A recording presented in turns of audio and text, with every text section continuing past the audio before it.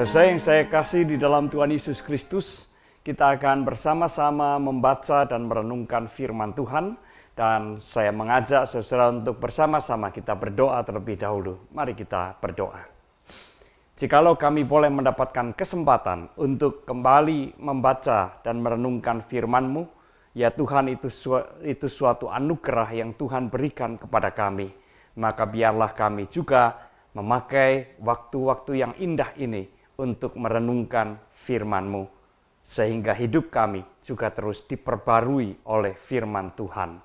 Di dalam Kristus kami berdoa. Amin.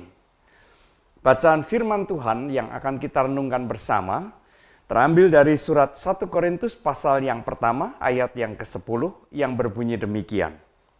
Tetapi aku menasihatkan kamu saudara-saudara demi nama Tuhan kita Yesus Kristus supaya kamu seia sekata dan jangan ada perpecahan di antara kamu, tetapi sebaliknya supaya kamu erat bersatu dan sehati sepikir. Demikianlah firman Tuhan. Saudara-saudara yang terkasih di dalam Tuhan Yesus Kristus, kita hidup di dalam sebuah dunia yang begitu gampang mengalami perpecahan. Ya, bukan hanya di dalam masyarakat, ya, kelompok-kelompok dalam masyarakat saling berkelahi, saling bertengkar, saling berselisih, dan masyarakat kemudian terpecah belah, tetapi juga bahkan di dalam gereja, di dalam keluarga Kristen, tidak sedikit juga yang mengalami hal-hal semacam itu. Saudara yang terkasih di dalam Tuhan Yesus Kristus, perpecahan itu suatu kondisi yang sungguh sangat memprihatinkan. Kenapa demikian? Karena perpecahan biasanya akan dimulai dengan konflik, dengan pertikaian yang tidak terdamaikan, tidak terselesaikan, dan akhirnya kemudian terjadilah perpecahan. Dan tentu saja muncul atau terjadi pula perpisahan. Saudara yang terkasih dalam Tuhan Yesus Kristus, bukankah perpisahan itu selalu mendatangkan kesedihan? Bukankah perpisahan itu selalu mendatangkan kedukaan di dalam hati kita? Bahkan untuk perpisahan yang hanya sementara waktu, kadang-kadang hati kita sudah sangat berduka. Apalagi kalau perpisahan itu diakibatkan oleh sesuatu yang buruk, sesuatu yang tidak baik, yaitu perpecahan, perselisihan, dan kemudian juga permusuhan. Tentu suasana menjadi sangat tidak menyenangkan. Suasana diliputi dengan kedukaan. Nah, saudara yang terkasih dalam Tuhan Yesus Kristus, perpecahan itu juga tidak sesuai dengan kehendak Tuhan. Maka jikalau gereja atau keluarga Kristen juga terjadi perpecahan, itu menunjukkan bahwa kita gagal untuk menggarami dunia. Yang terjadi justru sebaliknya, dunia berhasil menggarami kita. Karena perpecahan itulah spirit, semangat, atau hal yang sering terjadi di dalam dunia ini.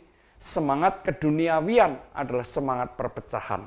Sehingga kalau di dalam kehidupan kita sebagai orang-orang beriman juga mengalami perpecahan, baik di dalam gereja maupun juga di dalam keluarga Kristen, maka itu merupakan suatu kegagalan di dalam kita memberikan kesaksian kepada dunia ini.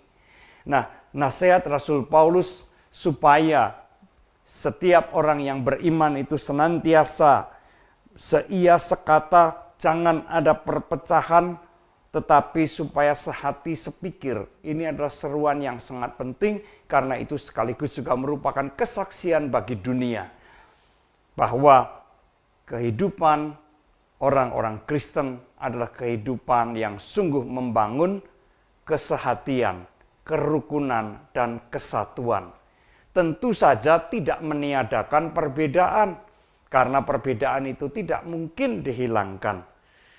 Justru kalau kita sebagai umat Kristen mampu membangun kesatuan, keutuhan, itu berarti juga kita mampu menerima perbedaan, menghargai perbedaan satu dengan yang lain. Bahkan juga mampu menerima kelemahan. Bukankah setiap orang punya kelemahan? Tidak ada seorang pun yang setia, tidak ada seorang pun yang sempurna. Kita juga tidak sempurna.